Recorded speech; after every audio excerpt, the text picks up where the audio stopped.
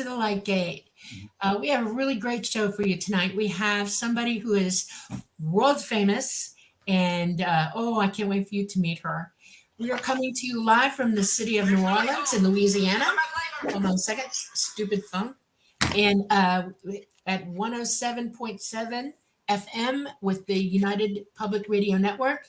We're also calling to you from UFO Paranormal Radio Network at 105.3. We're on Roku, Facebook, Tumblr, YouTube, and a whole bunch of other platforms. And I'm so excited. So go, Preston. Hi. Thanks, Dolly. Yes, thank you everyone for joining us on the Light Gate. This is episode 21. I'm super excited. I'm your host, Preston Dennett, UFO researcher and author, and my lovely co-host is Dolly Safran, the contactee and the subject of my book, Symmetry, and we have a wonderful guest tonight, so I'm going to dive into it pretty quick.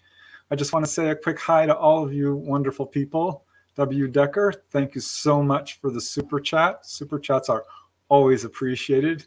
And namaste, thank you very much. Namaste, namaste. Hello, Robert, Alan Yaffe, thanks for joining us. There's Louise and so many of familiar names here. Raul Melendez. Oh, thank you very much. I very much appreciate the super chats. Very, very kind of you. Hello, Tools. Who else do we have here? Nancy Thames. Yay. Here's Nicole. Hi, Nicole. Christopher Harmon. I got in trouble for naming too many people in the chat, and it's taking up too much time. Well, not trouble, but we really do want to get to the show as soon as possible, so I'm just going to breeze through it. Just want to say hi, Mary and Starletta and Real Badger. Dana Matthews, hello. Hector Gonzalez, Terry D. Awesome to see all of you. Janice Connet, Salvador Soto, and Rad Peanut. Rad Peanut gave us 3 hearts. Thank you, Rad Peanut. Dave Jenkins, Adam Robbins. Awesome to see all you familiar faces. Thanks so much for joining us tonight. And we have a really wonderful guest, someone I've known for decades, someone very prominent in this field, one of the most influential UFO researchers in this field, hands down. She is a hypnotherapist, and there's only maybe 5 or 10 people who are at her level. You know, Leo Sprinkle, Bud Hopkins, John Mack, David Jacobs, Barbara Lamb, and of course, Yvonne Smith. So tonight we are very happy to welcome Yvonne Smith, a researcher, presenter, hypnotherapist, and author. She is a clinical hypnotherapist. In fact, in 1992, Yvonne founded the Close Encounter Resource Organization, CERO. This is a post-traumatic stress support group for individuals and families having trauma experiences. And it's been active for 31 years now. Wow, congratulations. And it's been recognized nationally and internationally by TV and radio. So Yvonne became interested in victims of post-traumatic stress disorder, PTSD, way back in the late 1980s, and in 1990, after 2 years of study and 1,000 hours of internship at the California Hypnosis Motivation Institute, the only accredited college of hypnotherapy in the US, she received her hypnotherapy certification. So she's for real. She's specializing in PTSD disorder cases and uses her skills to assist such victims to work through their anxiety, with many of her subjects referred to her by physicians and psychiatrists. So these include all kinds of people: doctors, military personnel, pilots, professors, all kinds of people, including people in the military or people who went through traumatic early life situations, and all kinds of situations. So let's see, what else do we got going on here in her bio? It's quite long, but it's in the description. So if you want to learn more about her, they're certainly there. I will say that she has co-lectured on tour with Dr. John Mack, super well-known head of Harvard's University Psychiatry Department. She's also lectured at from South Preston, you're breaking up. America. Uh-oh. Well, hold on. We are now being hit by very, very hard CME, just so everybody knows. It was, we were doomed to have it hit just as nightfall fell in the US, and it is now hitting our systems. Hold on a minute. Let's see if he comes back. Preston, the CME's hitting. Okay, well, And you're popping off. What do you want to do? I'm here. You're going very rapidly. Okay. Just so y'all know, Preston and I are in the same house, and he's either going to recycle and try to come back in, or I'm going to tell him to come back here. I have my own office and he has his own place. So yeah, this is going to be so much fun. I'm going to go ahead and bring in Yvonne Smith. Hi, Yvonne. Welcome to the Holly. How are you? I'm pretty good. I knew a CME was coming. He's got a system we're replacing right now, and I knew it might be iffy if we got hit by it, and we definitely are, and it is happening. So I'm just going to start things off. Please tell us how this all started for you, and if you had any experiences as a child, I'd love to hear about those first. Everybody asks me about how it all started, and that's always been such a difficult question because it's not something that I planned. Right. Yeah. I had a totally different life than what I have now. But in the late 80s, my mother, who was, very psychic, and she loved the paranormal and all of that. And I was not into that when I was younger. I mean, so she would read her horoscope and all that. Well, in the late 80s, of course, I was married and had my children, and she wanted to know if I wanted to go to a whole life expo with her, which was close to where we lived in Pasadena, California. And because she never drove. And so, in her day, in her generation, it was always the husbands who drove.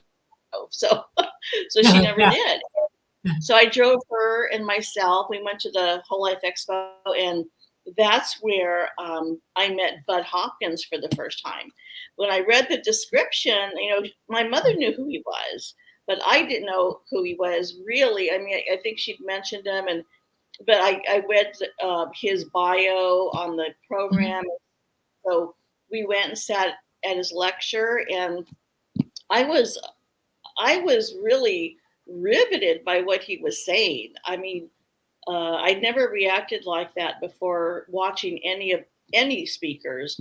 And afterwards, we stood in line to ask him a couple questions. I introduced myself and my mother, and then from there, I just became, I don't know if you want to say obsessed, which is really strange for me because I never get obsessed over anything. Okay. I used to get bored first. But in this situation, I wanted to read. I read his books, of course, first thing, and then I wanted to read as much as I could about the subject. And as I read these books, especially Bud's books, he was talking about using hypnosis regression to uncover these buried memories that people have through traumatic experiences. Okay. So that took me to looking into hypnotherapy colleges. And at that time, there weren't many at all.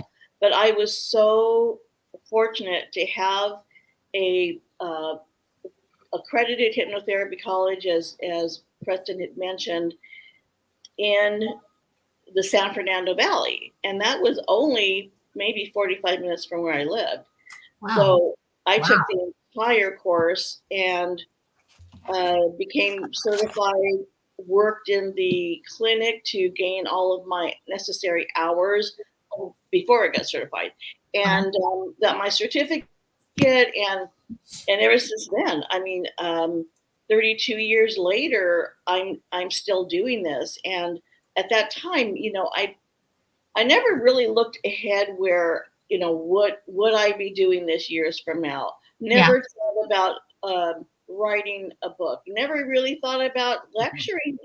All I did was wanted to get my certification so I could work with possible abduction cases. But at that time, I was really wanting to work with cancer patients initially because I had a very close uncle who died at a very young age at 41 of cancer.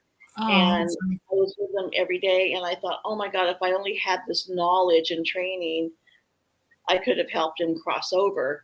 So that was really what I wanted to do. And then as I began attending conferences, UFO conferences, I met other researchers, and it just from there, it just it snowballed. I thought I would have a few abduction cases and mainly cancer patients, but it was totally the other way around.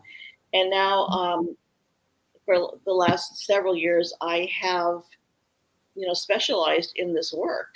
Wow. And of course written books and lectured everywhere. And so I really feel that I was placed in this path. I was directed to do this. I couldn't say that years ago because it sounded so woo-woo. It's like, people are going to think I'm crazy. Wow. But it just, I really feel that now very strongly that I was placed to do this because doors opened up for me where I never knocked on anyone's door and asked to be interviewed or asked to be a speaker. It just opened up, and that's when I knew. It was one day I was going to one of the conferences where I lectured with Dr. John Mack and Bud and David. I was on the plane. I forget where I was going, somewhere back east, and it was like a light bulb went on, and I just thought, oh my God, I think I know why I'm supposed to do this. I'm supposed to educate people about this, and I'm supposed to help people through this. And it almost just came to me on the airplane. So, I just then followed my path, and I continued to do it. So I'll be doing this until I can't do this anymore. I'm not getting any younger. No, none of us are. Well, I'm sorry I had some technical difficulties there, so your bio got a little Glad bit you're cut back. off. Glad you're back, Kristen. So sorry about that. Yeah, I'm getting a new computer. I just need to get the camera set up. So it's partly, it is my fault. My memory is filled up on this computer. So I missed a little bit. I wondered, did you, because I always wonder about this. When you were growing up, did you believe in UFOs? Had you had UFO experiences? Was this something you were interested in? I don't remember anything as a child UFO related, like I hear from all of my clients. But my mother, I had explained to Dolly, my mom was always, she was psychic. She was into the paranormal.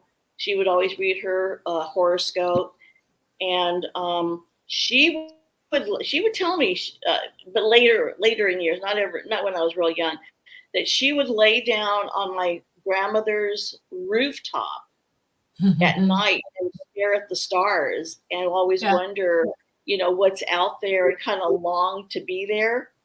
And when she told me that, I said, oh my God, yeah, I never realized. I hear that from some of my clients, that they feel homesick, they want to go home.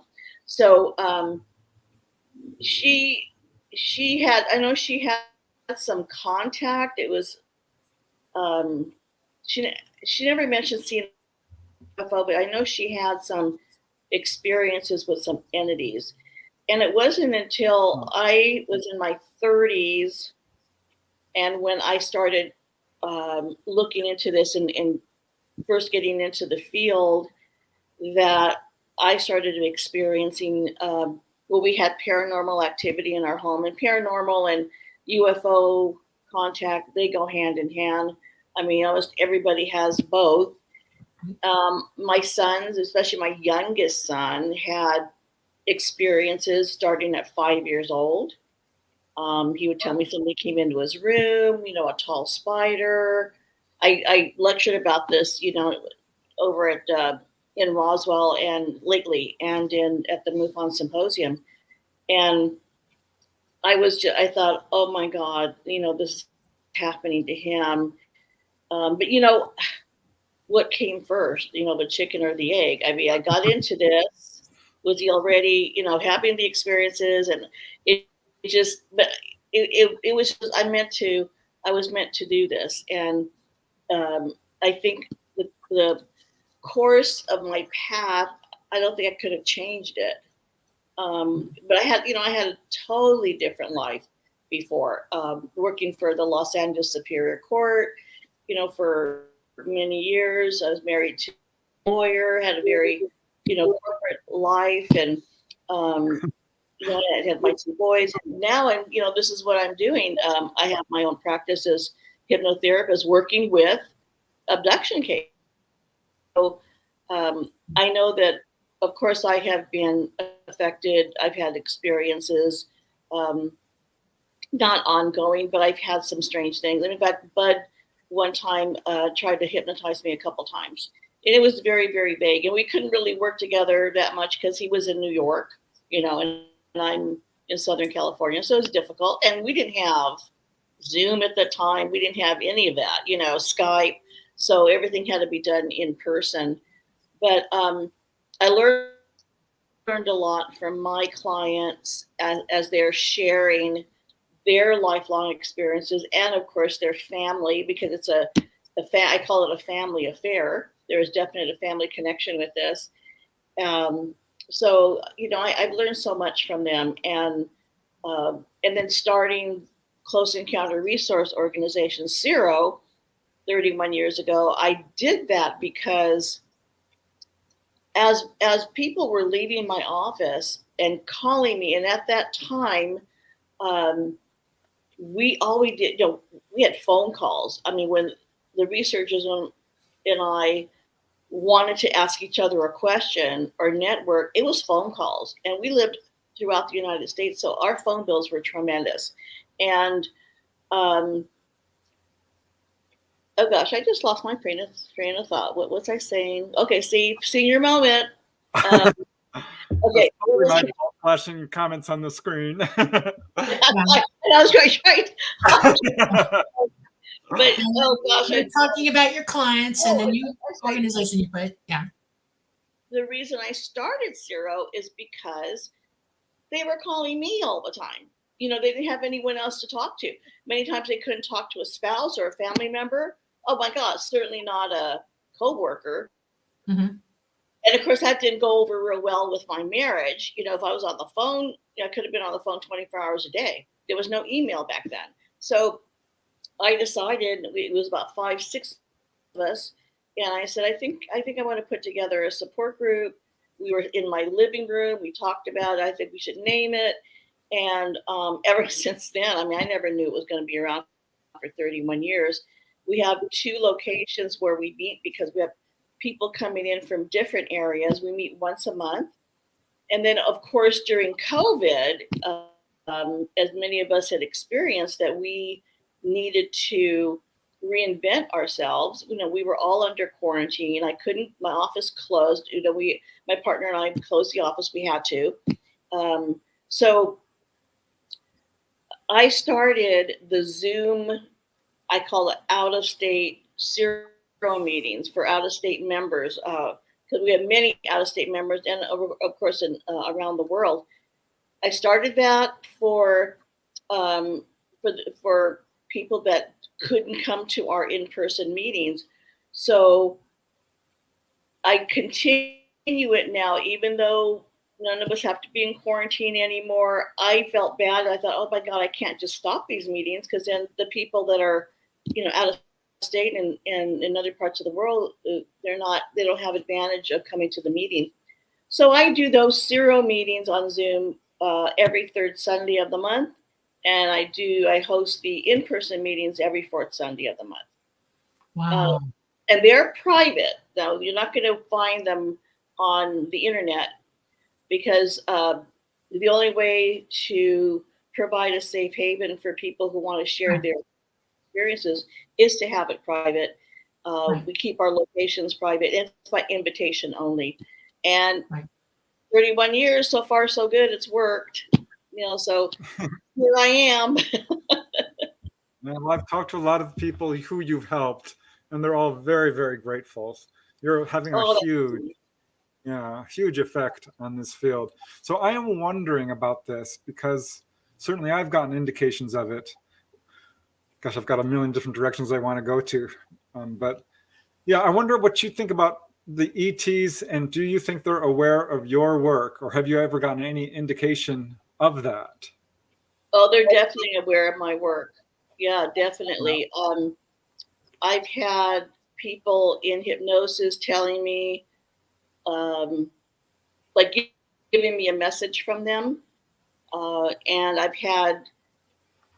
had somebody in hypnosis, and their friend who was very psychic came with them as a support person, and afterwards she said, there were two grays in here, and there are also instances where people were directed to come and see me by them. And I don't remember exactly how they received the message, but people do receive messages.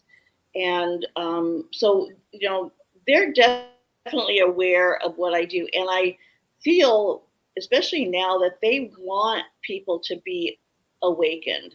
They Yes. want people to know what's happened to them. Absolutely. So that's why I've never feared them knowing what I do. And plus, I told them, I said, I'm not going to stop my work, so don't even try it. So I'm going to keep. You want to hear something funny? My contacts led me to Preston. My ETs. Yeah. They told me I was having a hard time figuring out who to go to. And my contact said, look, I know somebody, write his name down because I was on board. And I had to find a piece of paper and a pencil that I don't usually have with me, but I somehow managed to find one and wrote his name down, and I emailed him. I found him. I Googled him first, found his email, and then I emailed him. So, and it just began the long journey. Yeah. Yeah, I suspect that all researchers are known by the ETs. And I've had some experiences myself. I think kind of like you, Yvonne, it's not really our path to talk about ourselves, but to help others. And so maybe that's why it's kind of so exactly. I mean, I suspect that, but yeah, I've come to believe that they know about everything that's going on with them and with us, for that matter. Yes. So yes, definitely. When you first started doing this, were you a believer? I mean, did you always feel like people are being taken on board? I mean, because I've always been open-minded because of my parents. Like I said, my mom was in the paranormal. My dad really wasn't, but he was supportive of her. And we would sit around and talk about ghosts and spirits. And they were, my parents, I remember I was it must have been junior high, and we were sitting around the dinner table. And they're the ones that told me about the 1952 flyover our U.S. Capitol. Right. Wow. And I was born in 1952, and so my sister's the one that said, "Oh, they brought you over. That's what happened." But they're the ones that we talked about it, and also I came home from school one day, and my mom had the magazine, Look magazine, and she said, "Look, Yvonne, look, there's these people, this couple that said they were taken aboard a spaceship, and that was Betty and Barney Hill." So she really, my parents really brought the subject to me. But even, during junior high and high school, I wasn't really into this. I didn't read any books or anything. Mm-hmm. It wasn't until I became an adult, like I was saying, in probably my 30s, that I awakened to all of this. And it was the first time I was exposed to it was when I saw Bud Hopkins. And that's when I thought, I didn't know. I didn't know the details about how people were taken, and um, I became very intrigued just from that his one lecture. Wow. That's Um, amazing. That opened the door then, literally, for you. It did. I mean, it Wow. really did. And I was meant to, to go there with my mother to the Whole Life Expo. That's when we used to have Whole Life Expos all over the country. And so, Mhm. and she's the one that really wanted to go see him, and Mhm. it was really, in this picture, we were in San Marino, Italy, doing a conference back in the mid 90s. Wow. Nice memories. Amazing. Yeah. Well, I feel the same way you do. I mean, I never in a million years thought that this would be something I was doing, but of course, here we are. So, Yeah. when you started getting involved in this, I mean, that must have been quite a shock. What were your first cases like? I mean, do you remember what? Oh, Um, yeah. I mean, I remember my very first, I'll never forget, like, I guess your first love, you don't never forget it. But I remember he was a engineer, and he had experiences since childhood. And that's when I was first seeing clients in my home office. And when he first came to the door, I was so nervous. I said, "Oh my God, what am I doing?" You know, first Yeah. first client from graduating from college, hypnotherapy college, and it turned out to be a very interesting session. A lot of information came through, and that's I think all you need is one good session to give you a shot in the arm and say, okay, this is real, this is working. But I will, I'll never forget that first client. Oh my gosh. And then as I was seeing people the first time, because people do relive their experiences through regression, and it takes a skilled and trained hypnotherapist to remove the fear and remove the pain for them to get through it so they could report what's happening. Well, the first few times, people were screaming and jumping off the couch and or trying to jump off the couch, and because they were like bolting, they wanted to bolt out like they were leaving the UFO, and that was startling. That was very startling. But with experience, as I kept doing this, it's up to me to take control over that, and I just let them know I'm going to touch your shoulders, listen to my voice, and it brings them back. So now, I'm prepared for anything. Nothing shocks me anymore. So I yeah. find it interesting that you help remove the fear and the physical movements of them, the shock factor. I've since I've come out with everything, I've been looking at different people who are regressed and stuff like that, and I've come to realize that not all hypnotherapists are created equal.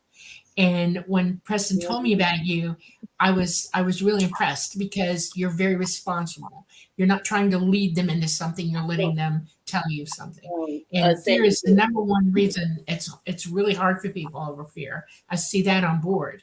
And it's Absolutely. amazing. Good for you. I'm happy to hear you say that. I really am. Thank you. Oh, That's thank awesome. you. Yeah, it's like I said, it just took uh, a lot of experience going through it with them, Yeah. and now I don't worry. I know what I'm doing.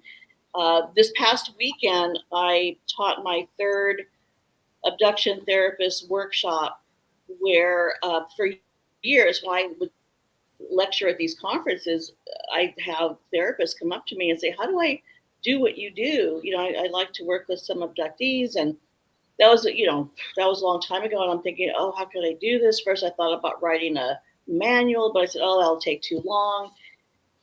And so I did my first workshop it was right after COVID, right after we got out of the quarantine.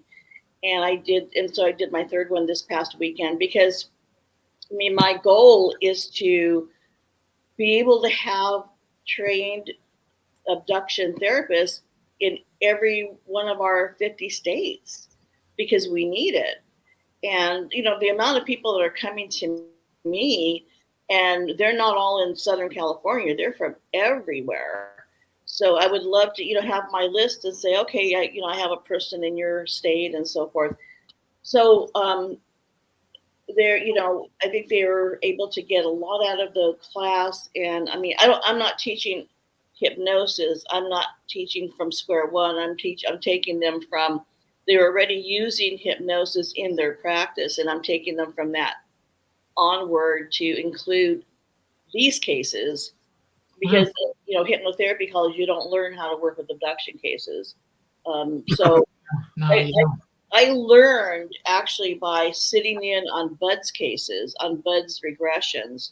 And, I was very, very fortunate to be able to work with him and watch him because he didn't do it for a long time. He had another couple of psychologists doing the hypnosis for his clients, and then he started doing them. But when he used to travel out to Los Angeles he would do a show or whatever he was doing, sometimes he would stay with me and my family, my husband and my kids, and I would drive him to the locations. And so I had the opportunity to be able to sit in on those sessions. And I'll tell you, I learned by watching, I learned by doing. And so, looking at a manual doesn't really help me. I need to see the action. And so I figure, okay, I learned that way, and this is how I'm going to teach these therapists. So during the 2 days of my training, we had volunteers from my CERO support group, and I did 3 live regressions on Saturday and 3 live regressions on Sunday. And these were real regressions. I said, we never know what's going to happen. When you regress somebody, maybe nothing will come out. I wanted them to be prepared for any scenario. So, and I feel like, I was able to get a lot out of observing Bud. So that's how I started teaching it. All right. Well, here I have a question because I am currently kind of debating this guy who says, hypnosis is not a reliable tool. I'm like, well, hold on a second. I know it works. There has been studies that have been shown it to be very effective, used in the right hands. But a lot of people have misconceptions about hypnosis. I'm wondering if you could describe a little bit what it's like and how you know that this is a valid tool. Well, they still can't use it in a court of law. Maybe someday, like they can't use the lie detector results in a court of law. Right. But with my clients, how I judge how they're doing and if they're healing. Now, I've seen in my 32 years, oh my gosh, so much healing. That is what's kept me in there. Like when you told me, Preston, I heard a lot from your clients and you've helped them tremendously. When I get feedback like that, that's when I know I'm on the right track here. My job. Go ahead, Dolly. It's accepted by the American Medical Association. I'm a registered nurse. I'm retired. And one of the things that we learn is that it is a medical tool. You can use it to help people stop pain, especially during childbirth. You can use it for people who have been in a horrific accident or been attacked. Okay, and it helps them relax and calm down. It's all the relaxation medically is used in hypnotherapy. They have absolute precise, scientific methods that they use. And I know that most hypnotherapists, when you do learn this, you do learn that this is an accepted medical practice and that they do have guidelines. Okay. And this is where I was kind of hoping that most hypnotherapists would learn that, what those guidelines are. And then you all be accepted because of what you're doing and go by your guidelines as well, because you guys are the experts. you've been in the field with it. You've been doing it for years and years and years. This is how it got accepted medically in the first place, because people were hypnotizing way back when, before it was accepted in. And I was kind of hoping, someday they'd listen to you and say, yeah, this is good, Yeah, I mean, you're right. I've worked with people, relieving pain, and I've worked with people who've been sexually abused and attacked and things like. I mean, it's PTSD is PTSD. Whether you were in a car accident or whether you're abducted by aliens. I mean, the symptoms are the same. So when I have seen my clients, and they first come in and they can't even get through telling their story without crying, and they're still very traumatized, and it affects their whole life. I mean, it affects their work because they can't concentrate. And we all have to live. I mean, these abduction experiences aren't going to go away. And they're lifelong, and they affect their children. So when I've seen them change over a period of time, they're able to sleep again. They're able to, live a life. That's when I know, okay, I'm doing something positive. I'm doing something right. So, and my first goal is to be their therapist, is to bring up the hidden memories, if there are hidden memories there, and bring them up to what they can deal with them, to a conscious level. And I tell them in hypnosis and afterwards, during the debriefing, I tell them, this happened to you, but you came out of it, and you're safe, and you're loved, and you're living a good life. And that's what's helped them. And the private sessions, with all the positive suggestions, letting go of the pain, letting go of the fear, and then getting together with like-minded people. That's part of the therapy, is to come to whether it's on a Zoom meeting or whether it's an in-person meeting, to meet other people, and they realize, because they feel alone, because they've never been able to talk to anybody. So they feel alone. What's wrong with me? But then they're listening to other people from all walks of life, and I'll tell you that is really part of the healing process. So I continue, doing the CERO meetings, because I know how valuable they are to people, and I look so forward to them as well. They become family to each other. Yeah. Well, it's a good thing. I think of it as a really good thing, because as you awaken to the truth of the reality that we're all living in right now, okay, it's good to have that connection with each other. It also helps you to awaken further. There's a lot to learn once you realize it's real. There's a lot to learn after that, and grouping up and staying together and working together through it is an awesome way to go. And I think you guys are at the ground floor of that, honestly. You can't have the government. The government would never think to do this with anybody, so y'all are breaking it for everyone. It's good. Well, I just want to back up a little bit and just underline that hypnosis does work. Yes. And I know this for a couple of reasons, because people who have conscious recall, their recall matches exactly what people are recalling under hypnosis. They parallel each other. And Mythbusters, I don't know if you remember that show. Yes. They did. I didn't watch it all the time, but I kind of watched it a couple times. Yeah, I watched a couple of times, but I happened to catch an episode where they decided to tackle regressive hypnosis. Oh, I didn't see that. Yeah. Oh, you should, Yvonne. I was so gratified, because they staged an incident where they had an intruder come in and create a ruckus. Okay. And then they told the whole staff, this was a setup. We want you all to write down everything you recall about this person who came in, what he was wearing, hair, eye color, everything. And they did. I said, okay, now we're going to put you under regressive hypnosis and see if we can get any more details. And boy, did they, and it was accurate. So this was a live demonstration of how well it really works. How did they do? How many people did they have? I mean, they didn't regress them all in the same room, did they? No, okay. They had, I think they did it with 3 of their staff members, the 3 people they usually work with. But it was like, wow, this is cool.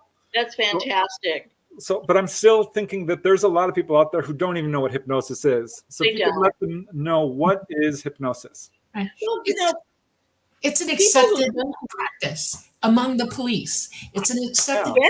practice.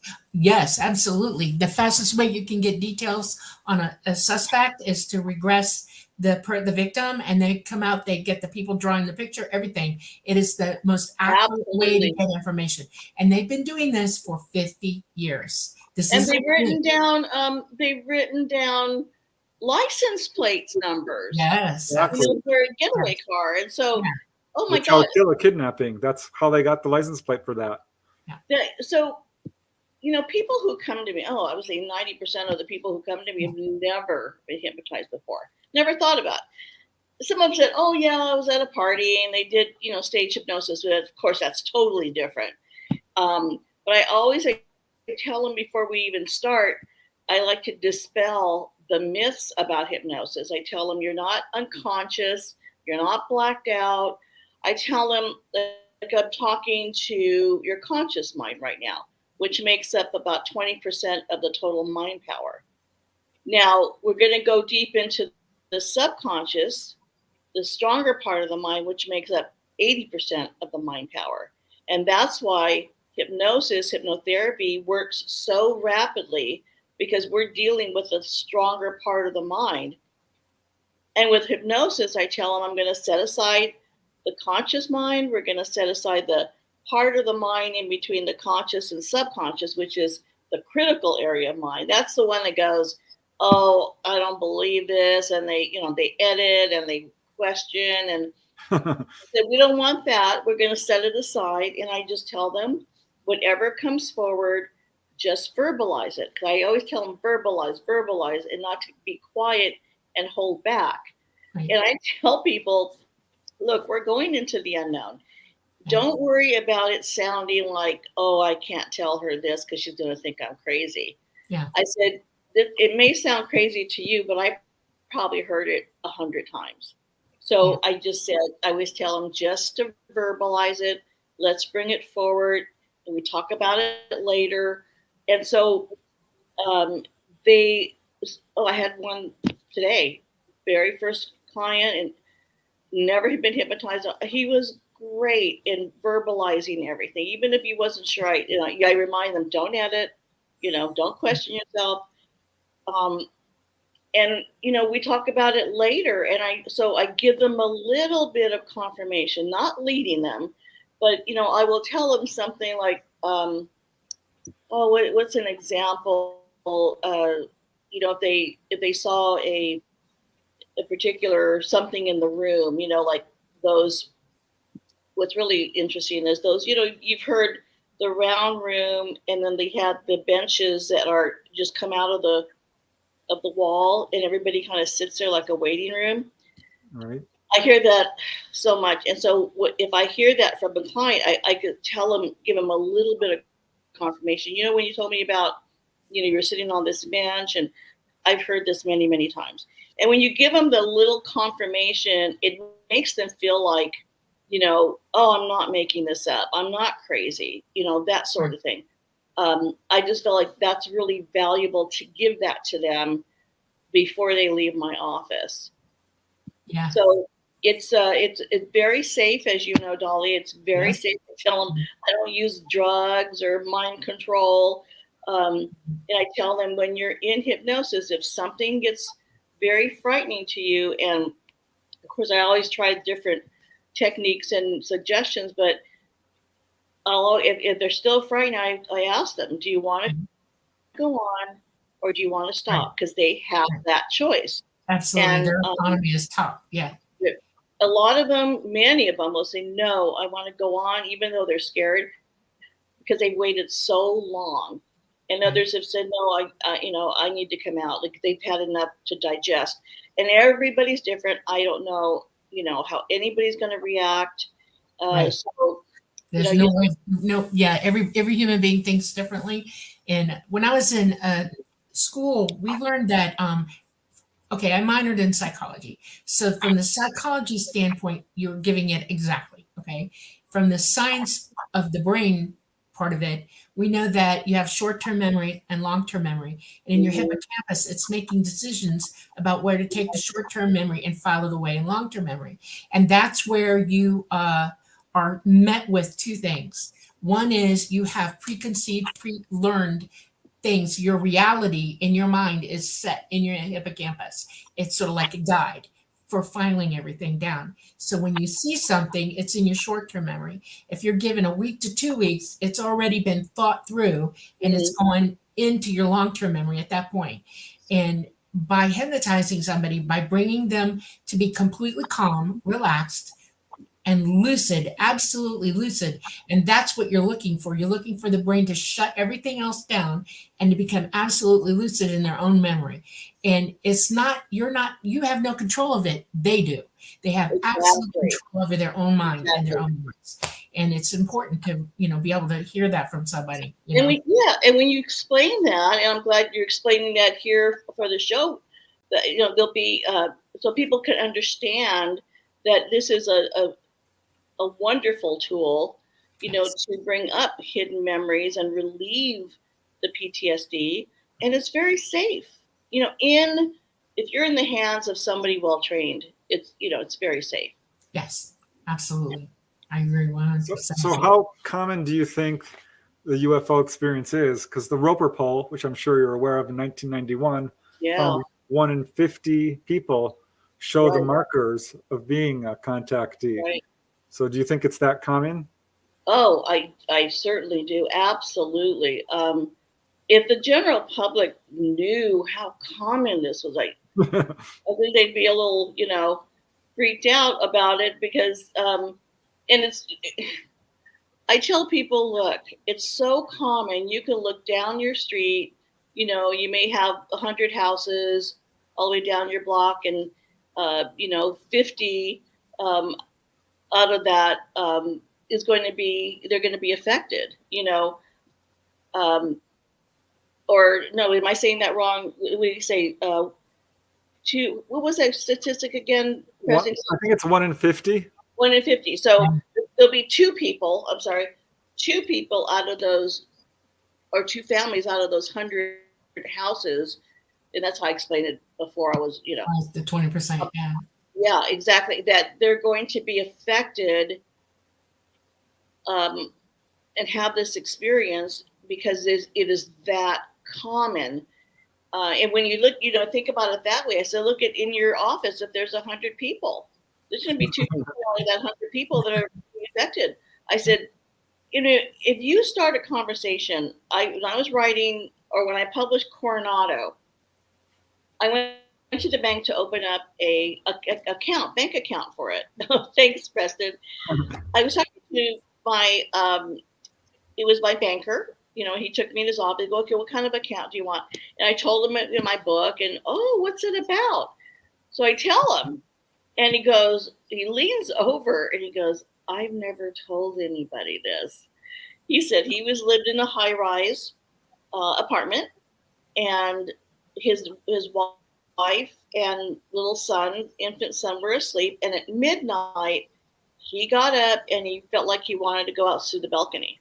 I thought, oh my God, how many people have said that? They just feel like to go outside. And he said, as he was standing there lighting a cigarette, he saw these lights coming towards him. And he thought it was a plane. He goes, oh my God, it's, it's really low. It's going to hit our building. And he said it just kind of came towards him, and he realized, can't be a plane. And then he doesn't remember anything after that. And he said he didn't want to tell anybody because they think I'm crazy. I mean, we didn't do any. He didn't pursue. I gave him my card, and he didn't pursue having. I don't think he wanted to know having regression because it was a red flag to me because so many people tell me, at midnight I was going to get in my car and drive to the desert, or go outside, and then they see this craft. So when you bring it up, on an everyday basis, when you're doing your errands, you'd be surprised how many people will tell you something. So it's very good. It's not surprising. No. I have a question for you. You have consensus now of what you've learned. Okay, you have an idea of weighing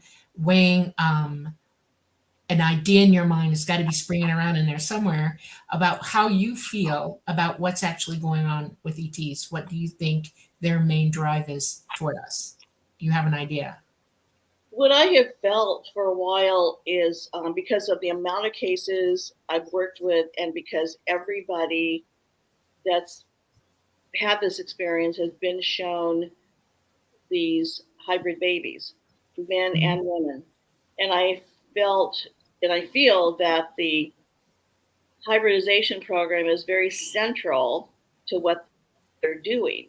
Now, at this point, I don't know why they're creating these hybrids. I mean, I know my colleague David Jacobs thinks that they're planning on taking us over in his book, I think, one of his books, The Threat, I think it was.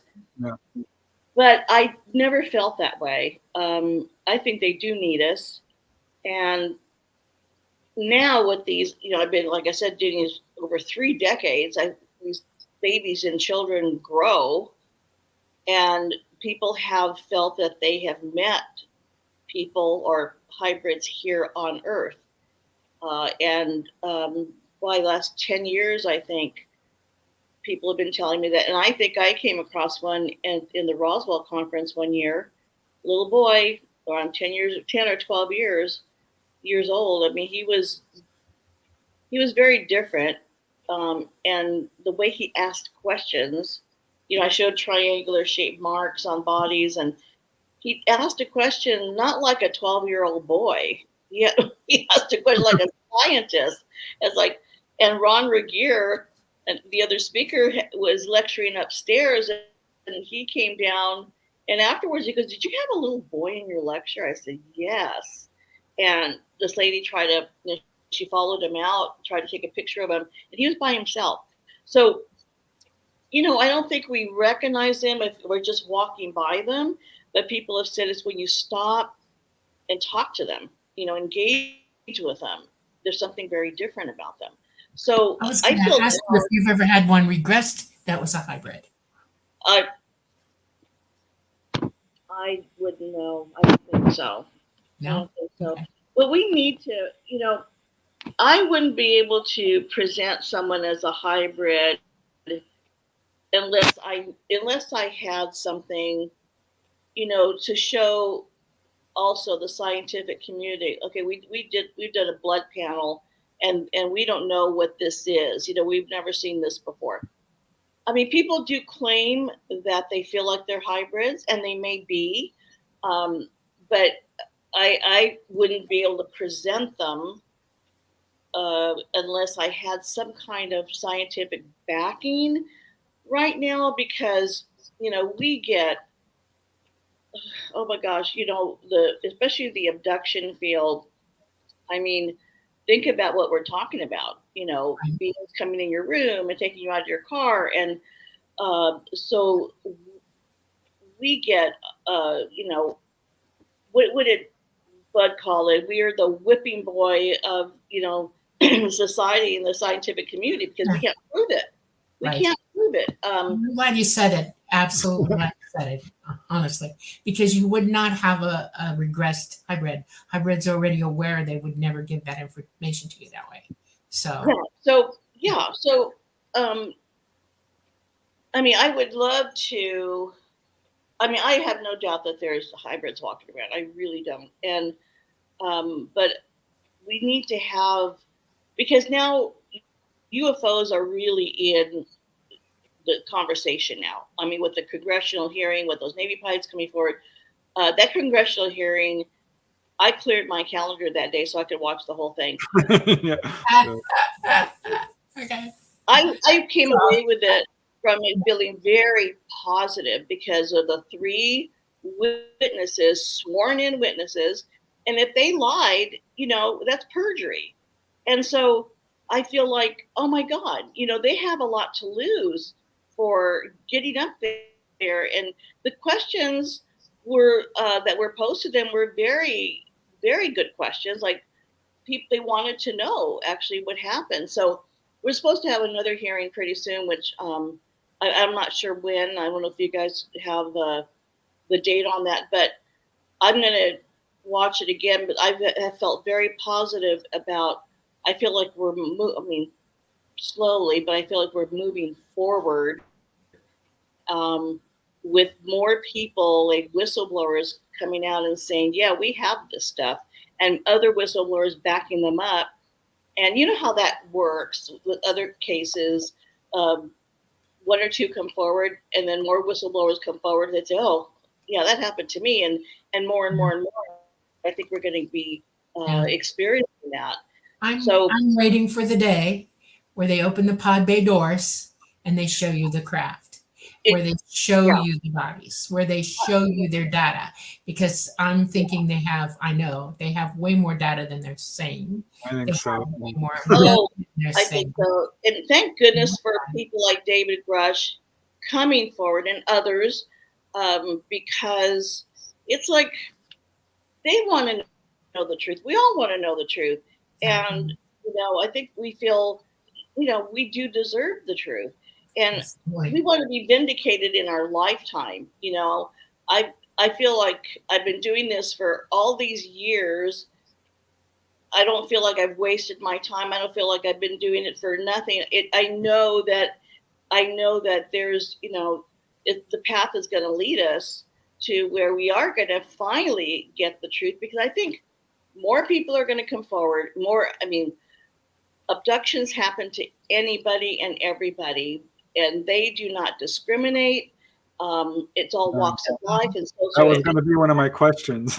Is there a pattern that you see? Because to me, it's evenly divided between men and women. As far as, no, we go, oh, maybe the blood type, maybe the, no, as far as I know right now, no. And I tell people, they, however they choose you and your family, it's going to be a lifelong experience. And so, and there's Chosen. There's my third edition of Chosen.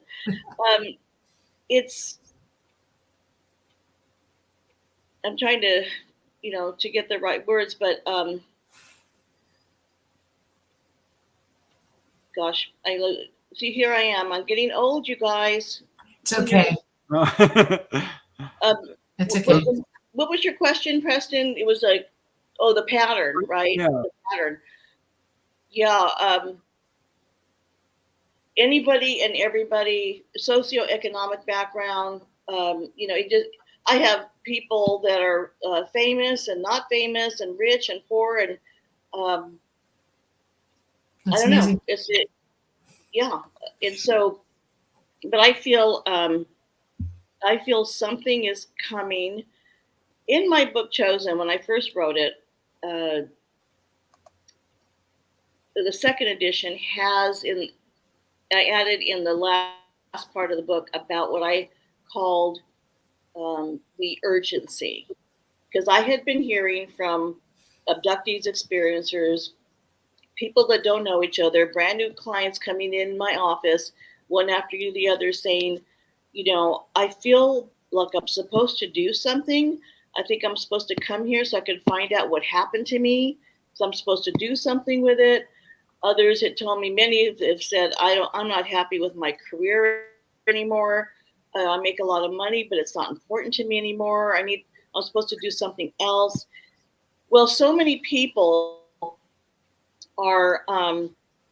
have told me this, that I had to put it in my book.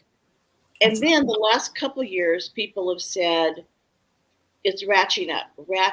It's getting, it's coming. Something's coming very, very fast. And then with everything that was happening with, the Navy pilots coming forward with that Tic Tac video, and then with the congressional hearing, that I really feel that we're close to something. Do you have any of your experiencers tell you they have a message from ET? Do you run across that? Oh, all the time. The message. Is there like a main theme among them? Let me text my sister, because to go out, and she can come and get them. She's right next to me. No worries. Yeah. This is life, everybody. Hey, Yep. the good news is we can do this. That's right. Yeah. Okay, sweet. Okay. So I just want to answer Chris Phoenix's question real here because it's a quick one. He's asking, what does C.Ht stand for? That's clinical hypnotherapist, right? Or certified hypnotherapist.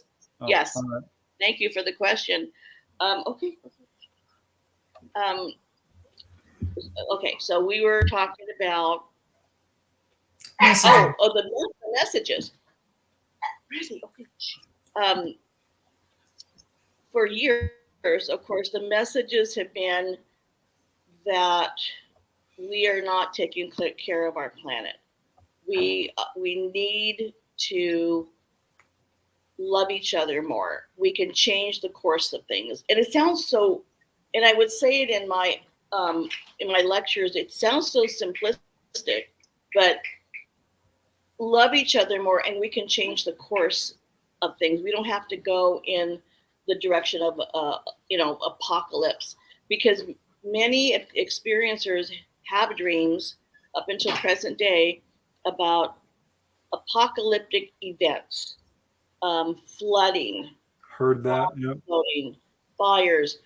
In fact, I had it so much in my practice that over the years, one of my CERO members, Steve Neal, he's in the film industry. He is an artist, and he drew these pictures for me: tsunamis, bombs exploding, and I still show them because that's what people are getting. And now I'm become very unnerved. I had a meeting, CERO meeting yesterday on Zoom. What is happening around the world? We've got flooding everywhere. Canada was on fire. The huge earthquakes that we've been having lately. There's a reason for it. It's not global warming at all. Okay, exactly. And I'm looking at this going, oh my God, and that's what experiencers have been seeing, or the messages coming to them. And there's been, but mainly the theme has been all these years is that we need to be aware of what we're doing to our planet. Also, we need to get rid of our weapons, nuclear weapons. Look what happened in the 60s when they flew over the military installations and turned them off, and then they turned it back on. I mean, if that wasn't a huge message, the ability that they have. So I would like to hear what you feel or know what these events around the world represent. Yeah. The All right, reason wait, before you do, Dolly, let's just take a quick station identification because we have to do that. We're 1 hour in. Okay. So I want to remind you all that you are watching The Light Gate. I'm your host, Preston Dennett. My lovely co-host is Dolly Safran.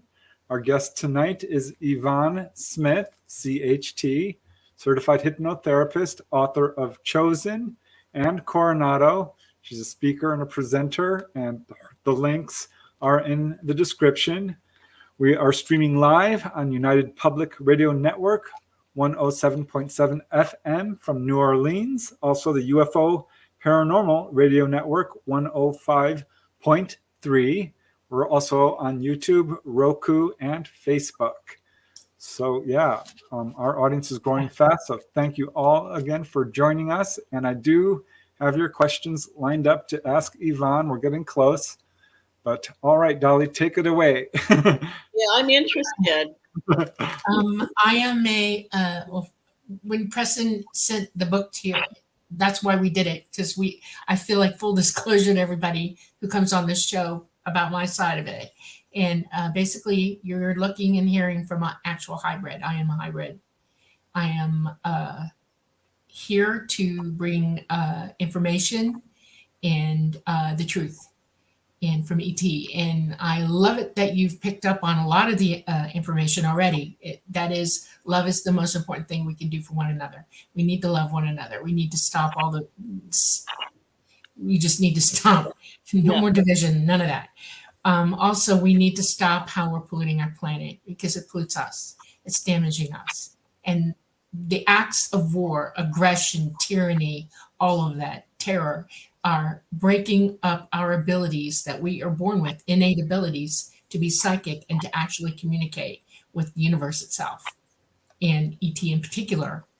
Uh, we are going through a period of time now, and I'm answering you now exactly what's happening. We have in our solar system, we're in a big galactic, we're in a galaxy.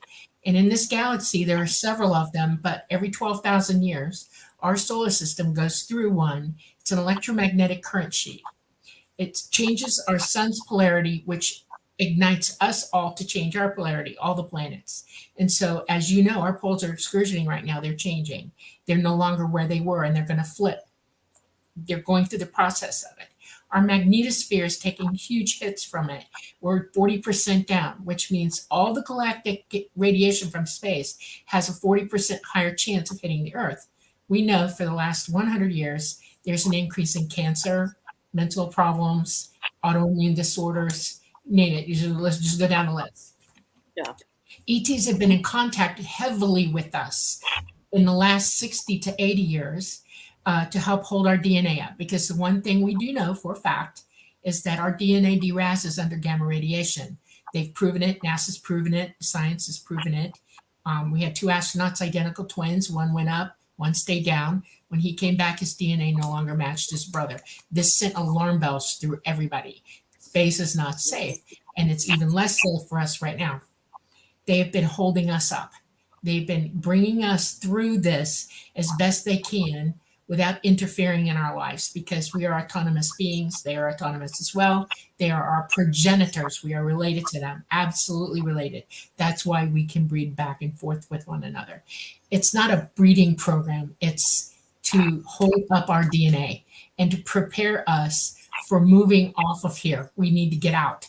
And we're running out of time. The governments on this planet have not been very forthcoming to the world. They have not told them that they've known about this for a long time. They have not wanted to lose the control that they have over everybody. There's an old saying, the master is still here. His whip is no longer painful on your back. It's in your pocketbook. And they get from you what they want that way. They make you work and pay money to them so that they can get what they want. Gold is the basis of all money. You know this. Gold and silver and gems and jewels.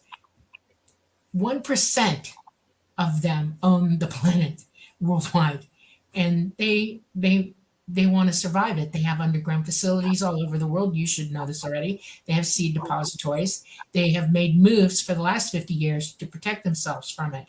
We have 8.4 billion people or so on this planet right now, and not everybody is going to fit down there. 2% of the population, 1%. And the rest of us are expendable. They understand that we are consciousness. They understand that we lead many lives. They understand that this isn't the only rodeo for us, that we will move on and do other things. And they have no compunction about relieving us of our stay here quickly so that they can survive and live and still be in control of themselves. They think they have a plan to survive it. I find it interesting because no, what's coming will far surpass anything that they're capable of protecting themselves from. The only safe haven is that we've had the last 80 years to talk about this openly and freely with one another. We've had all this time to work together to prepare ourselves for it and to be ready to go when ET could come back and get us, because they are not here now. They left 2 years ago. They are not here. But the people that are here have back engineered downcraft. They have developed all these new technologies that they took from them, and they're using it to control us even harder. And it's an insane asylum now, as far as I'm concerned. And the messages from ET is this: wake up, use your abilities, clean your body up, clean the water you drink up, stop using processed foods, stop eating fluoride, it's messing you up. Listen for us, we will communicate with you. And they are communicating. You said some very key things. You have the feeling sometimes that you just need to go outside. You're hearing them without realizing you're doing it.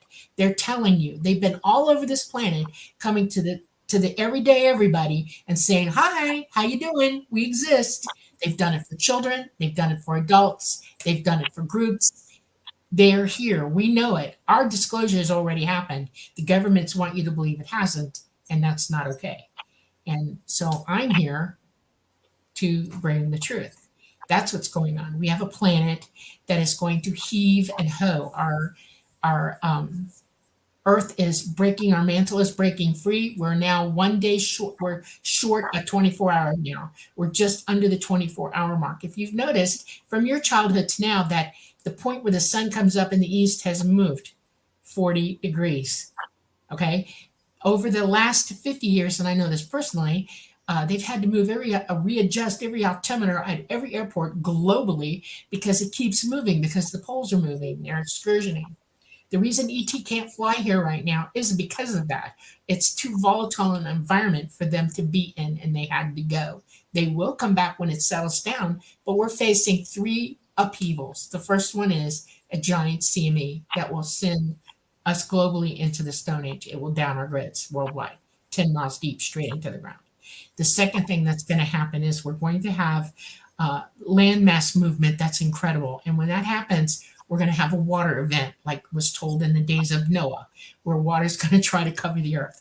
And the third thing that's going to happen, and it's already in process, our poles have melted. It's not because of global warming. This is their lie. It's because our mantle has heated up, because the friction between the mantle and all the magma underneath has heated everything up to the point that it melted the poles. The Beaufort Gyre, I don't know if you know what that is, but it's when all that fresh water melts into the sea. Just above, in Canada, just between like Canada and where we are at, Newfoundland and all that, in the Atlantic up there is where the gyre begins. That's the first sign that we have now stopped the engine that warms our water, and we are going to go into an ice age, rapidly into an ice age. And that Beaufort Gyre has now ceased. No more heating there. They can say El Nino or La Nina all they want to. It is going to stop. And our winters this year, you're going to see it really beginning, are going to be freezing. And you're going to see the ice start packing back up at the 2 poles. But it's not the 2 poles that we know. It's where the poles are going through that it's going to do it. Okay? This is going to make the Earth, which wobbles already, flop over. The reason we're 40 degrees out of tilt now is because the water hit from the poles, and now it's swung around wildly, and we've moved our tilt and our axis. Once that refreezing begins, it's going to drag us over, and the mantle's going to move, and that's when the water's going to hit us. This is very similar to what a lot of the contactees are getting. Dolly is, of course, a contactee. And I do want to get to some of the questions because we got just real quick, Dolly, you reminded me that the other messages, and there was one case I put in Coronado as a child, and others have been getting this, that they're going to have to choose between staying here with the family members that aren't coming, right, and going to where they're supposed to go because they have a job to do. Right. Exactly. So that's been, I've heard that message many, many times. Right. So before we get to the questions, do you want to talk a little bit about either of your books, Coronado or Chosen? Coronado, it's going into the 2nd edition, but it's still available on Amazon. Yeah. It's about a mass abduction that happened on Coronado Island in San Diego in 1994. We were having a UFO conference. At the time, it was hosted by the Triad Conference, which was funded by Bob Bigelow at the time, and that's where all of us would lecture for. John Mack and all of us, we would go across the country. And for this conference, I was the MC. And so there were several of my CERO members that drove down, and because they wanted to meet other experiencers from all over that were coming. And during the course of that conference, there were a dozen people that were abducted, and it took a lot of years to put it together. there's so much to this case. I mean, I was still doing regressions as I was writing the book. And Preston, later, I'd like to talk to you more about that, because I know you said you were on the island and you had attended that conference. I was there, yeah. Yeah, and so I regressed all of the people, and I have drawings in there. People remember seeing each other on the craft. It was the island was full of Secret Service because President Clinton was coming in, and it was curious to me that they didn't make us move our conference. They didn't make us change the date. They didn't make us change the location, which I found out later that that's really strange. They knew we were going to be there. So I'm going into the second edition and adding some more information. So Preston, if you have any information, and I'm reaching out to people who were on the island during that weekend and asking them, if they remember anything. But the craft that came was huge. I mean, they knew they were doing a huge operation, and because there was so many people involved. And then my book Chosen, of course, is I have several cases in there. In both books, I include the unedited transcripts. Because I want people to know what exactly a person goes through in regression. So I didn't want to edit them. If they're true, they're real, and what everybody went through. There's pictures, there's photographs. I have everybody draw what they remember consciously and what they remember in regression. That's all part of the therapy and the healing. And that's now available on Amazon. We're also CERO, several members of CERO, we're putting together a book about their experiences and what it means to be part of the support group for 3 decades. Hopefully, we were hoping to get that out this winter, but it's a huge project, so it's going to be next year. And then we're also working on a CERO documentary that we've been filming for about a year to show the human side, the sensitive side of what happens in somebody's life when this occurs, when they're having this experience and it's affecting the whole family. So I'm going to be posting these announcements on my website, because I feel now that the more we bring this forward, the more we talk about it, the more people are going to come forward. And then when we have the masses coming forward, what's the government going to do? I mean, they're trying to still hold it back. And, here the congressional hearings, and like you said, Dolly, they have more than what they want to tell us. And of course they do. But I think it's going to be the experiencers that are going to drive, the. I 100% agree. And they're not talking about them really at all. They're talking about sightings and crash UFOs, but not talking about people being taken on board. I mean, we're still working, we're still going, uphill battle because it's abductions. And I'm waiting for the day that we're going to be at a congressional hearing and talk about, okay, this is real, and present witnesses from all walks of life. The day will come.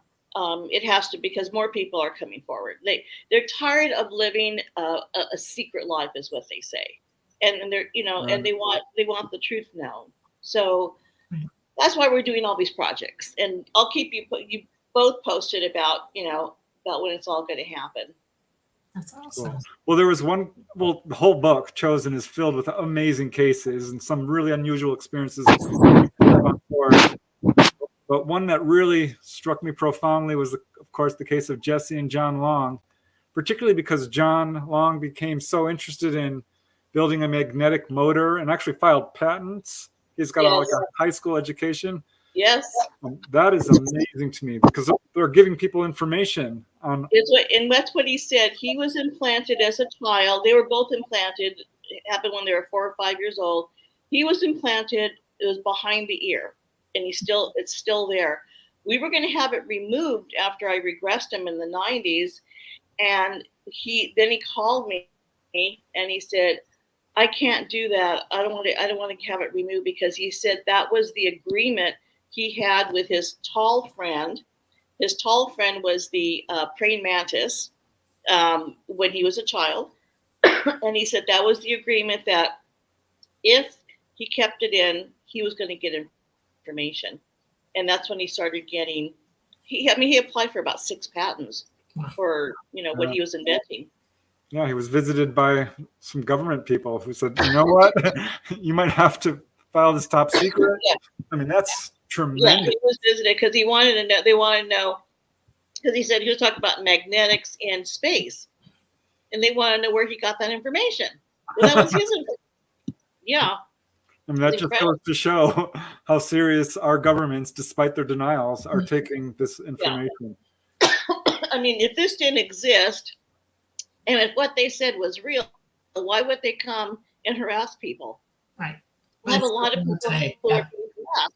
Yeah. So. All right. So are you ready to take some questions now? Yes, because I'm choking here, the talking.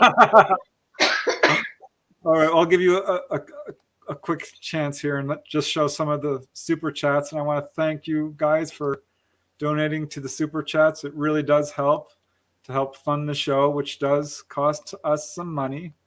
We're not doing this, of course, for money. It's to help others. This is a hugely important subject. And as Yvonne knows, there's not a whole lot of money to be made in the UFO field. I tell my audiences, if you want to make money, if that's your goal, don't go into the UFO field. That's right. They all laugh. Yeah. But it's true. All right. So here is a question from Tools, which needs to be addressed because there are people who feel like this. If ETs love us, why are we so often treated like cattle? They abduct people. They take them out of their natural environment, take them up to the ship, do what they need to do. I just feel that they have an agenda, and just as Dolly was saying, they need, and I said it too. They need us, our DNA, for their program. I don't feel that they're evil in any way. Everybody goes, "Oh, are they good? Are they bad?" That's always the human question. I've never felt they were evil, but they do have their job to do, and they're carrying it out. The ones that do this work, the small gray ones that take people, and the ones that are performing the examinations and so forth, they don't. I don't feel that they're aware of the kind of fear we humans feel. Oh, they're aware. They're very aware. Absolutely aware. The little ETs, the grays, are AI. They're biological AI, and they are very, very aware. What they can't do is emote back to the people. There are others on board the craft that do understand and work with them. I am one of them, actually, on board. And I talk to people all the time. They're on board. I help keep people calm. I tell them whatever they want to know. I walk them through the process, walk them around the ship.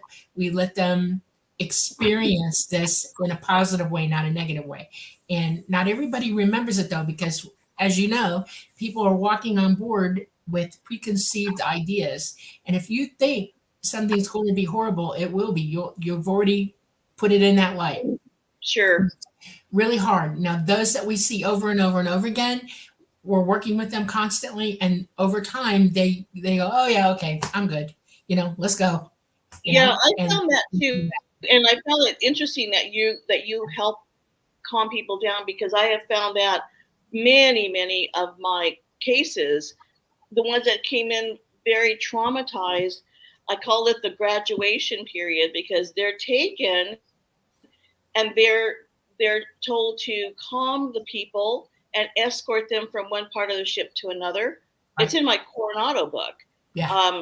And I'm just amazed. So I say, "Oh, you graduated," So yeah, it's interesting. All right. Well, here is another question, which is quite interesting. I was wondering about this myself. This comes from Neural Channels, and he asks, can everyone be hypnotized? And if not, what are the variables that one cannot be hypnotized? What I learned in college, all my training, that everybody can be hypnotized. And I've had the toughest, the toughest clients.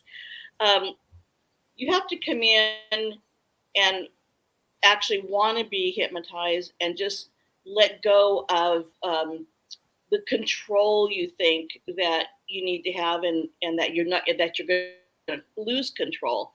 But I just tell people, just come in and let me do my job. And so we're going to do the relaxation, which is, I said, the nice part of it. But I feel it's a myth that there's certain people that cannot be hypnotized. It's just they've made up their minds that they're not going to be hypnotized. So when people come in my office and they fill out all the paperwork, and even though they are, and I've worked with people who own corporations, and they're always used to being in control, and they've just let themselves go, and they go back to being a 10-year-old child when they have the experience. So if you do want to be regressed, as we talked about it in the show, it's very safe when you are with a therapist who is well trained, and you just have to come in with a very positive attitude, and just saying that you want this information, you want to know what happened to you during these experiences, and just kind of let yourself go, and let me or whoever you're working with be your facilitator. That's all it is. We're not controlling your actions or mind.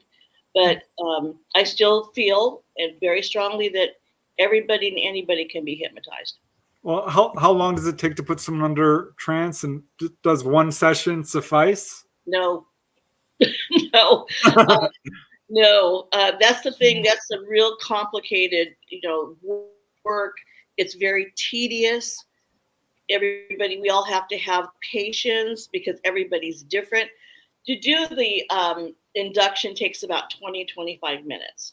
And then we go back, in time to wherever they want to go and explore. But sometimes it depends on the person. Like we said, everybody's different.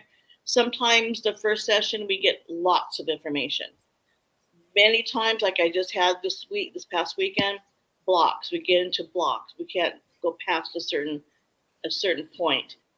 Wow. They could put a block in, or it's the subconscious at the same time protecting you.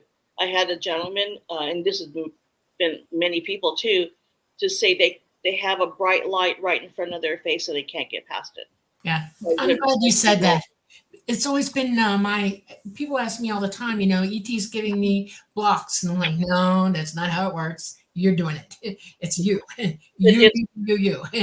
And yeah, I mean, because they're, it's the unknown, and they don't know if they want to go forward. So that's why, it takes well over just one session. Unfortunately, I wish it didn't. It would make my work easier. But I've been working with clients since I've been doing this, because it's a lifelong experience. After a while, say they come to me for like 6 to 10 sessions, they will finally, you're putting together a big puzzle for them, putting all the pieces for them, and they finally kind of get a picture, and then they kind of take a break, and they want to digest everything and write about it, and do their drawings. And then they'll come back in a few months because there's still more to explore. And the more they explore and the more knowledge they have, the fear dissipates. With all the therapy, with all the, like I said, the being together with like-minded people, the fear dissipates. And then that's when they're able to receive messages. And they've been receiving messages. Some are given the tour of the ship. Some are, Exactly. This is what I've said many times. You need to get past the fear to get to some of the gooder, the better stuff. Yeah. But it's just and I never, everybody goes, how many sessions will it take? I have no idea. I go, it's different. That's right. At least 6, at least. But it's hard to tell because I said everybody is so different. And sometimes the floodgates open. But the first session is always the most difficult because most people have never been hypnotized. We're going into the unknown. We've never worked together. And so, I give people credit for coming in and doing this, though. Absolutely, Ellie, absolutely. They've Yeah, been traumatized. my memory went into, I made myself hypnotize myself. I have an eidetic memory, so I knew they were there. Okay. And I had some missing time still. And I was trying to get it to all come back to me. And once I got proof to myself that this was real, I wasn't Lulu.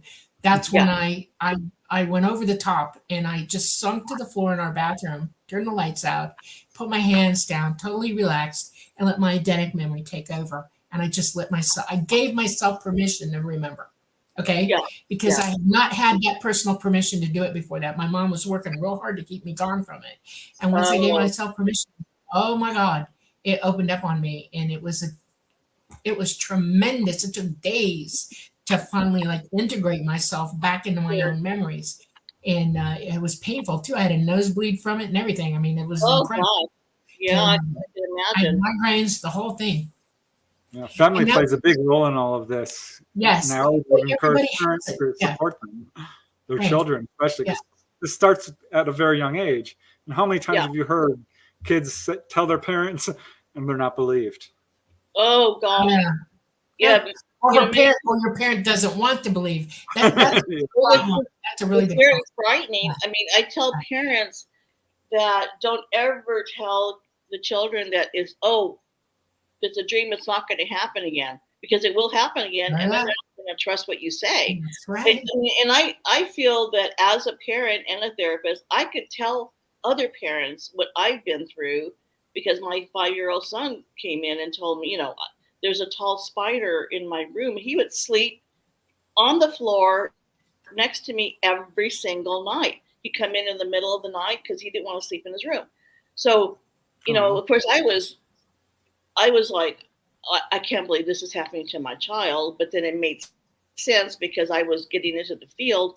But of course, my husband at the time blamed me because he said, it's your work, you're putting it in, and so, and of course, he's a father. And I when I work with couples, and the dads are especially bothered with it because they feel like they have to protect their families. And why, how can they protect their families when they don't know when this is happening? They can't do anything about it. So he rightly so. I mean, I can understand,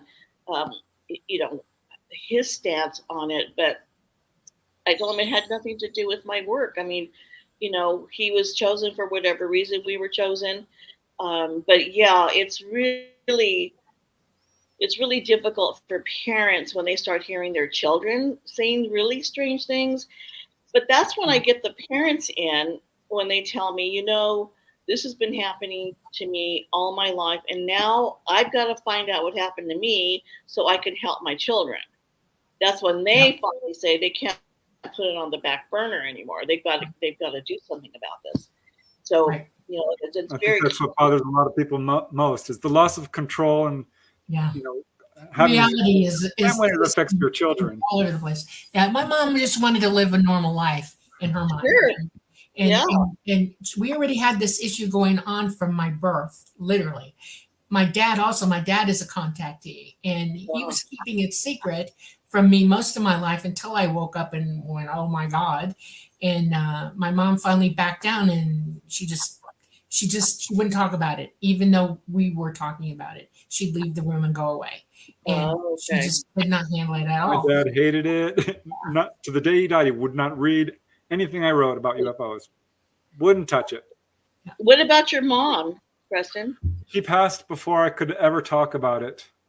I really wonder, because it is in my family for sure. She helped wake him up though after death. She came. Yeah, she did. She did. Literally showed him. All right. Well, we got more questions, or unless you have more. Okay. Because no question is off limit. So a few of these are a bit non sequiturs, and this is one of them. And he's asking me, John P. Adventures, Preston, please comment on the Mexico Nazca 3-foot reptilians and dog. And I'm sure, Yvonne, you might have an opinion on this. I'm going to wait until I get more information. I think it's interesting. I'm very encouraged that they're bringing forth what could be actual hard evidence. These don't look like any ETs that I've heard about. So I'm naturally skeptical of stuff like this, Yeah. but I'm excited that they're talking about it. That's kind of where I'm at right now. Yeah, you're right. I'm kind of waiting to. I'm a little on the skeptical side of it, but let's keep the conversation out there about UFOs and aliens and all of this, because we need to keep talking about it. But we don't need anything coming in where it's going to damage all the good work that we've all done. Right. There's a See, I have seen the real thing. All right, and I have a broad vision of it. I've met many different types of ETs, and I have a lot of information on me. So my opinions are going to be very specific. And one of them is that there's so much misinformation out there, and it's deliberate. And my opinion about this, the Mexican Nazca, is that this is not okay. It's not real. It is misinformation. And I'm going to bring up a point here. You've given me the chance. Okay. I got the picture. The Nazca lines. They show you pictures of the Nazca lines, and they don't show you all of them. They don't show you the actual views. Okay. One of the things that I've described with ET, and I know you've heard this from people, is when they bring the light down, there's an energy ribbon that comes down. Well, I made a point to Preston about 2 weeks ago. I said, look at the Nazca lines. I want to show you part of the Nazca lines, and it shows a craft with the light and the energy ribbon coming down, okay? And so I brought it up. I don't know if you can see it or not. If it's totally bad, I'll send it to Preston. But there's the craft, there's the light, and there's the energy ribbon coming down. They tell the truth. In other words, every artifact that they've left behind historically is telling a truth. There's a total narrative from the beginning to the end of our historical periods and other historical periods. But the people who are reporting it are being shut down and not allowed to tell the told truth. And then that's a misinformation all by itself, because you can't make up your mind at what you're looking at if you can't see the whole thing. If you go there to see it, you have to be in a bloody jet to get that exact picture yourself. Okay, this is not an airplane, a Cessna. This is a jet that went over. That's how high up you have to be to see it. Oh, wow. They knew when we made craft big enough to go over them properly that we would see this. This is information that our future generation was being shown to corroborate certain kinds of information to us, but they're not telling you the truth about it at it's all. like Egyptian hieroglyphs. There's messages there as well. So no, my opinion is no, it's not real. It's information. Okay. Here is another question, which I'm glad is asked because I did not think to ask this, and I am curious. This comes from Starletta, and she's asking, is there a percentage of how many are contacted by grays or other beings? So I'm guessing, is she asking, is it just grays you hear about, or do you hear about, human-looking ETs and mantids? Those. Well, with my work, it's mainly the grays, the little ones that take the people out of their environment, bring them on the ship. But once they're on the ship, there's other beings that are working together. I mean, there's the tall gray beings, and then there's always a praying mantis type. Always, and he seems to be in charge. As far as with my workload, there's a light beings sometimes that they see, the human-looking ones, which we now feel they're the perfected hybrids, and every once in a while, and I don't come across the reptilians very often, which is very interesting. Every once in a while, somebody will describe something. They've been on Earth since the dinosaurs. They're natural to this planet. They were here before us, and they're intelligent beings. And the governments of the world have found them and not letting you know about them at all. And some people here call them cryptids, but they're Earthlings. They're from here. Oh yeah. So it's mainly the short little grays, and then the taller ones, and the praying mantis are very, very prominent in all my cases. So I'm sure there are, many others, but those are, I'm not coming across, other than what I just mentioned. And I think because I'm dealing with cases that are people are being taken, and that's what I'm doing.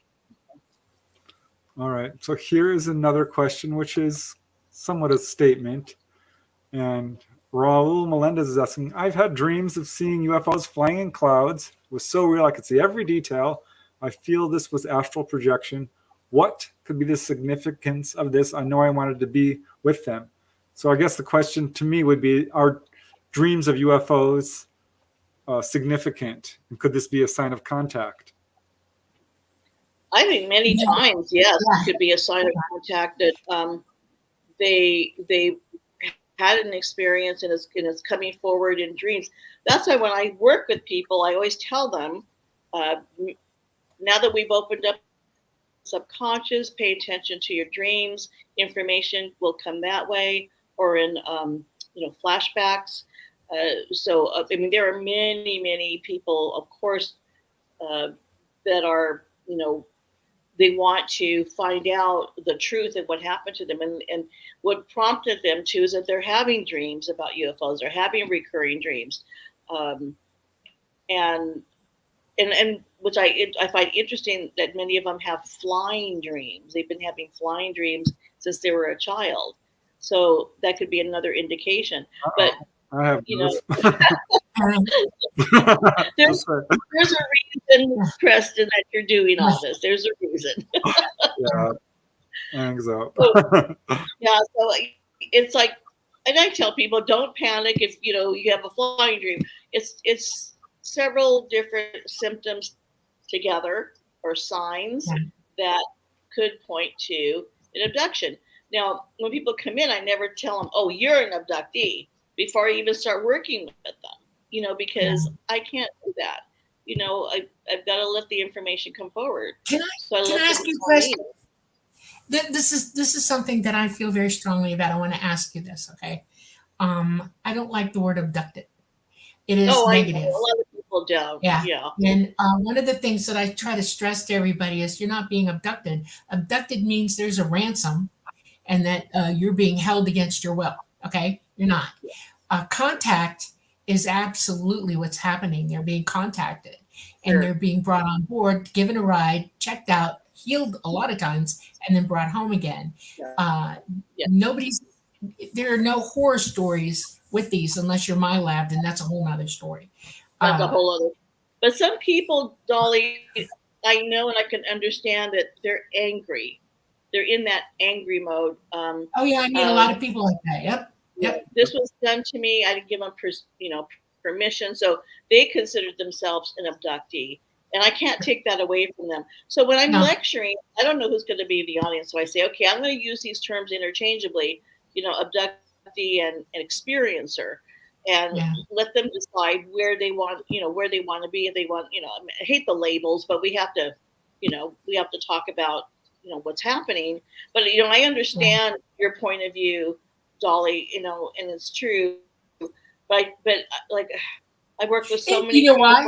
It goes to the thing that you're indoctrinated from birth on this planet to fear everything. Okay. As a nurse, I'm telling you that I've had people, sane human beings, nice as they can be, and try to attack me, bite me, spit on me, knock me in the brains because I'm trying to help them. They're in total, abject, unbelievable fear. And that overrides any sensibility you have. It marks your experience. Okay. People go to horror shows. They go to horror places where you could be scared to death in a house, a horror house. They are taught horror on TV by war, by horrible movies about being abducted, and fear is a big part of our society, for sure. It is. Oh my gosh.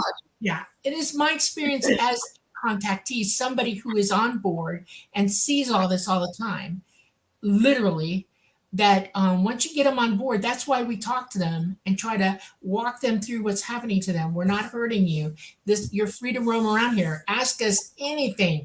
We want this to be a positive experience for you. We want you to overcome your fear.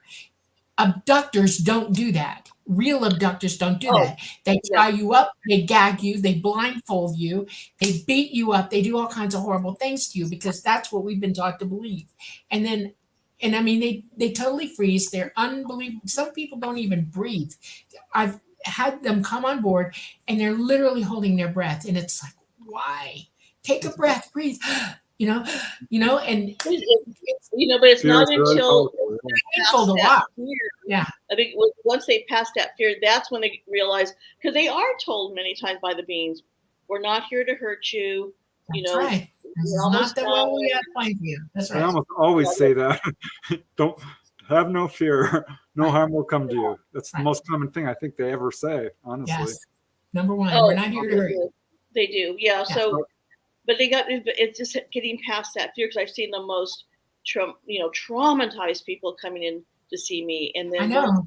once they It's get like- past that fear, then it's, then You shine a light on it, literally. Yeah, I give them the suggestions that, you're going to allow this information to come forward. Whatever happened to you, you came out of it, you're fine. And, so it's helping with giving them suggestions at the same time.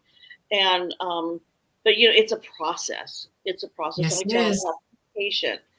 We all have to be patient with it. But I've One seen, of my past, I've seen the healing.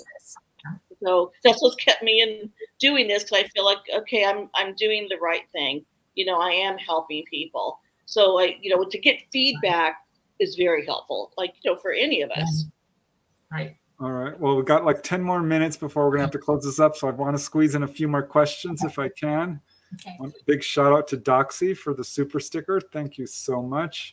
Truly appreciate that. And here is a question from W. Decker, who also gave a super chat. Thank you so much. W. Decker is asking, have you all ever heard of something like this? When I was 3 or 4, I was found early in the morning by a neighbor outside, but all the doors and windows were locked. My mom was dumbfounded. I don't remember anything. Thank you. Oh, have I heard of that? Oh, Yeah. oh my gosh. I've heard of that. Up until, this past week, I was at the, where was I? At the Contact in the Desert. And 2 ladies came to me, and one of them said, I couldn't walk yet. I was in the crib, and my parents came in and, to get me out of the crib, and they found the baby out in the backyard. They had a creek back there, sitting there by herself. And I mean, it's like, how do you explain something like that? But I've had those cases too, where when the question came up, the child was outside with all the doors locked. How did they get out there? And they couldn't even reach the door, the door handle. Yeah. So, yes, that's I knew a guy, he had to break into the house to get in. He was just I think he was 12. He broke back into his own house because he was left outside. Exactly. Yeah. He uses it as a great big calling card for the family. They really do. I was brought out of the house at 2.5. My mother was heavily pregnant, and they took me 6 miles from the house and went to a totem behind it in Miami off of Miller Road, and dropped me off and told me to walk around to the front and tell the guy, let me, call, say you're Dolly, and they'll give you a balloon, right? That's what they told me. Oh. And my mother was insanely freaking out. They had to bring my dad from work. They put her in a car. They were looking for me all in the neighborhoods. They had an APB out on me. Hours of looking for me, and they finally got the call from the police at the totem to come get me. I was there. All I had on was underwear. I was only taking a nap. No marks on my feet, nothing. I was dropped there by them. Do you think that was intentional, Dolly? Absolutely intentional. They were trying to, I think, in a weird, terrible way, they were trying to get my mother to wake up. Okay. Yes, she was having a really hard time with it. And it totally brought attention to her that this is happening and she can't ignore it. And she learned not to ignore it, but she still was trying to convince me that I was out of my mind, even though all this stuff was happening. And it was hard for her, really hard. I love my mother. I'm telling you, I love my mother. And I watched her suffer for this. And there was nothing I could do for her, nothing. And when I said in the beginning of the show that I feel that the beings want, because they're aware of what I do, and no harm's come to me. And, I've been doing this for many years, that they want people to be enlightened about what is going on. Exactly. Yep. That's Yeah. my strong feeling. It's All a right, I've got a physical few more thing, questions. not I imaginary. want to squeeze them in. Dolly, this one's for you. So Okay. All right. if we can keep it short, because I still want a few others. Brad Peanut is asking, Dolly, how would we know we are hybrids if we are? Thanks. Caps look so aggressive. LOL. I was informed of it when I was almost 6 years old. I was told I was a hybrid. And I've had my DNA pulled. We've proven it. And since then, Preston has actually seen my DNA. Oh, and I would love to. That's so interesting to me, Dolly, because that's what I said. I would need proof before I present somebody. Yeah, I don't say this lightly, and I'm just now starting to come out with it because I have to be careful. I don't want just anybody coming after me for this. She showed it. Yep. Like, wow. Okay. Yeah, They don't recognize some of the DNA. They're like, well, this is not, we don't. Human. I'm not human. I'm not included in this. It's like, oh, look at that. And I knew it, but it's weird when you see it. And they just asked me to pull DNA from me again because they're trying to figure out why. And I noticed some contactees do have interesting DNA. They're related to royal families, or their DNA goes way back. It can be lots of Native American heritage, perhaps. Yeah. There's some interesting DNA connections for sure. Yeah, I got weird DNA. I also I'm related to every native people on this planet. I have more ethnicities than you can shake a stick at. And look at me, okay? It's hard to tell. I have physically changed a lot over the years because of that. So, okay. A couple of more questions that I think we have time for. And this one is from Tools, and he wants to know, are they trying to scare us? Why? Surely they know the average person is powerless to change these things. So yeah, people are getting messages about wars and nuclear proliferation, and they're just your average citizen. How are they supposed to deal with this?